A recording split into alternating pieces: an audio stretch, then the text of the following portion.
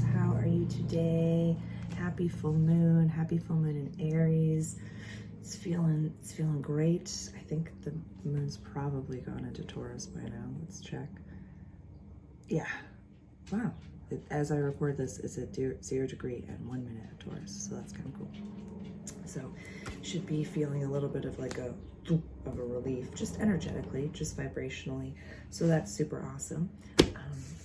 I am house sitting and dog sitting this week. It's just been a really wonderful time. Rocco's tap dancing around, and I've been setting up for November. I'm gonna kind of streamline things a little bit. I'm very excited about that. I'm going over all of my notes for my guidelines for November, and I'm also going to be launching a new moon and a full moon ceremony. I'm fairly certain I'm gonna call them ceremonies because I keep getting lost on like what were the words that I wrote down. It's like ceremony, ritual, workshop, celebration. I think ceremony sounds good because it's going to be a video that you'll be able to purchase for $11.11, I believe.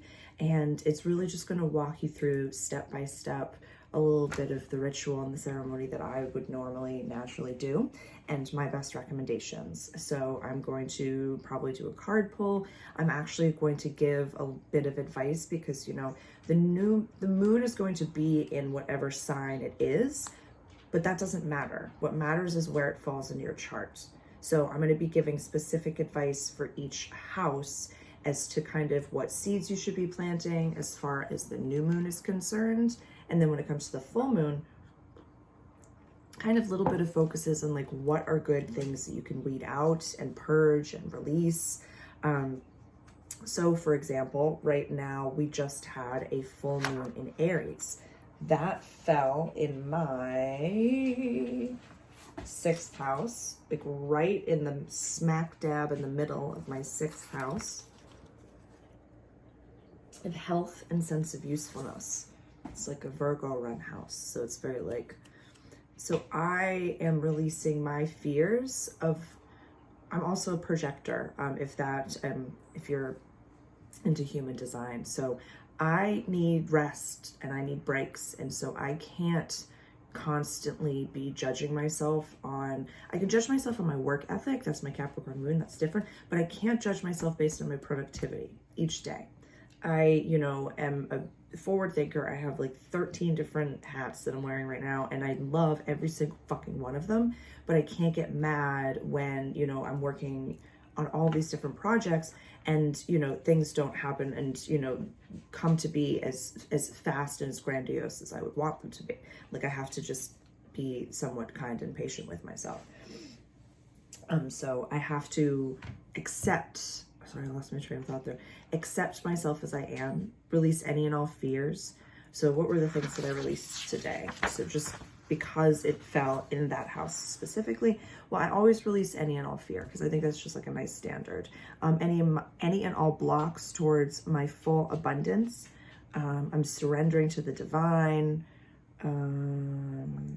I can do things with boundaries, grace, and understanding. I was doing a full moon workshop, one of the channelers that I follow online. I just freaking, there's a few of them that every teacher needs teachers. Every being needs teachers. So like follow all of the channelers you want, follow all the astrologers you want.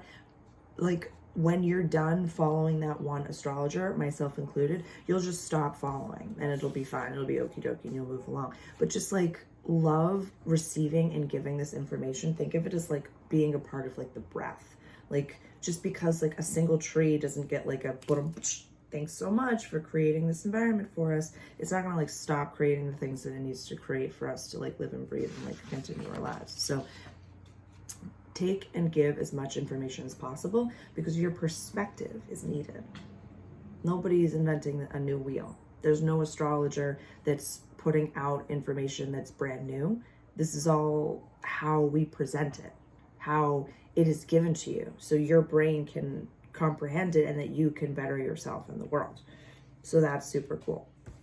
That's awesome. So that was me releasing fear. That's what I was releasing because it's, and lack towards abundance. I was releasing, oh, I wish I had that. I'll call her back. I was releasing, what else was I releasing? Just my fears of like, I can have a day with fucking Rocco and just chill out, and at the end of the day, just feel delicious. And it doesn't matter if I created something.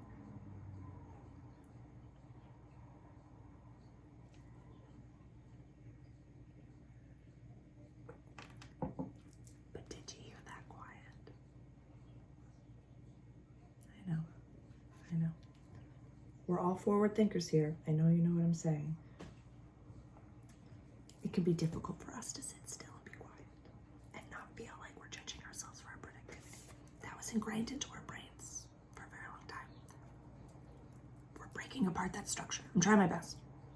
So, how are you doing on this full moon? Do you know where this falls in your birth chart? Is that a language that you understand? Is that something that we can reference all together? Would it be helpful for people if I had, written up some, like little mantras for each house, and where this is falling in your chart, and a little bit of advice? Actually, I know it's going to be helpful. It's going to be in the program, the new moon and full moon ceremonies. I'm going to have advice for each individual house and where this is falling, because it's really quite profound that we can really access this fertile soil, if you will, of energetic spaces within ourselves and within our lives, and utilize these energies and utilize these vibrations to better ourselves and better our lives, like in a really accessible and really hands-on way. Like when we're in meditation, we're doing all of this other incredible work. Like there's that balance. I mean, and even when we're sleeping, I know Elizabeth April calls it doing the double shift. And I know that all of you metaphysicians out there, you know what I'm saying, where you wake up and you feel like you just fought a battle and you are exhausted, you had wild and crazy dreams, you feel aches and pains all over your body. Like you're doing so much multidimensionally, so much. So